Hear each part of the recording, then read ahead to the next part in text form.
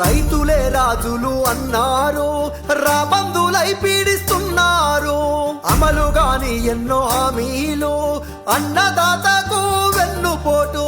చెమటదార పోసి కడుపు గట్టి సేను దున్ని ఏవుసాన్ని చేస్తే పండిన పంటకు ఇలువలేదు, పండించే రైతుకు బతుకులేదు. అయ్యో మక్కలు ముక్కి పోతున్నాయి, రోడ్ల మీద రోదిస్తున్నాయి.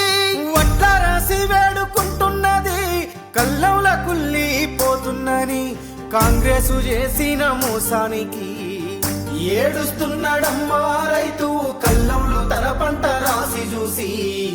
తల్లడిల్లుతున్నాడు రైతు, కాంగ్రెసు సర్కారు తీరు చూసి.